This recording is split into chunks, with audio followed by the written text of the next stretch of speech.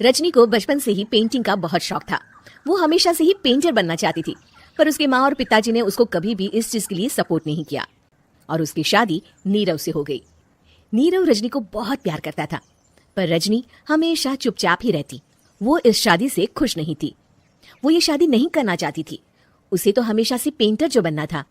अपने इस सपने को वो नहीं पूरा कर पाई, इसलिए वो हमेशा उदास रहती थी। रजनी, बहुत ही बढ़िया फिल्म लगी है, कल देखने चले? नहीं जी, कल मुझे बहुत काम है, मैं नहीं जा पाऊंगी। अच्छा तो कोई बात नहीं, संडे को चलते हैं। देखिए, मुझे फिल्म देखना पसंद नहीं है, आपको जाना है तो चले जाइए। नीरव को मना करके रजनी वहां से चली जाती है और अपने बैग को खोलकर उसमें बंद पड़े ब्रश और कलर्स को देखकर रोने लगती है। रजनी, चलो ना कहीं बाहर खाने चलते हैं, कुछ तुम्हारी पसंद का। जी, मुझे नहीं जाना, मेरी तबीयत ठीक नहीं है। रजनी वहां से चली जाती है। नीरव को समझ नहीं आता कि रजनी उससे इतना दूर क्यों रहती है। वो जब भी उसके साथ वक्त बिताना चाहता है, रजनी कोई ना कोई बहाना बना देती है। एक दिन घर पर कोई नहीं था। रजनी घर का सारा काम जल्दी से खत्म कर लेती है। घर पर अकेले होने के कारण वो सोचती है कि वो आज पेंटिंग करेगी। वो अपने कमरे में जाकर पेंट ब्रशेस और कलर्स निकालकर जैसे ही कलर मिक्स कर रही होती है कि दरवाजे पर बेल बज जाती है। अब कौन आ गया इस वक्त? इतनी मुश्किल से तो मुझे पेंट करने का मौका मिला है। दरवाजा खुलती है तो उसकी सास अपनी सहेलियों के साथ खड़ी होती है और सब घर के अंदर आ जाते हैं। अरे बहू, सबको शरबत बनाकर पिला दे, बाहर तो बड़ी गर्मी है। जी। रजनी पेंट ना कर पाने से उदास हो जाती है। उसे गुस्सा भी आ रहा होता है कि उसने इस शादी के लिए हाँ क्यों कह दी। वो रसोई में जा रही होती है कि उसकी सास उसे रोकती है। बहू, सबके खाने का भी इंतजाम कर लेना, आज का लंच तो ये सब यहीं करेगी। हाँ। रजनी बिना कुछ कहे रसोई में चली जाती है। सबके लिए खाना बनाती है। सब खाना खाते हैं और रजनी घड़ी देखती है कि ये सब कब जाएंगे ताकि वो अपनी पेंटिंग कर सके।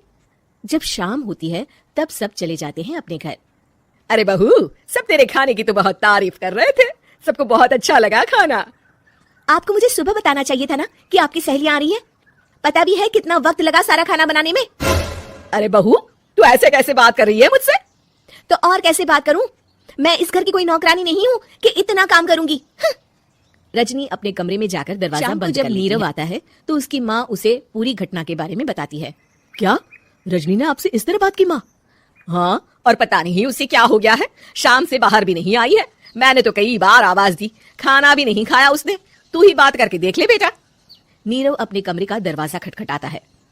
रजनी, दरवाजा खोलो, मैं हूँ। दरवाजा खुलती है और फिर वापस जाकर अपने बिस्तर पर लेट जाती है। रजनी, माँ से बात करने का ये क्या तरीका है? मैंने कोई गलत बात नहीं की है। अरे तुम क्यों ऐसे बर्ताव कर रही हो सबके साथ?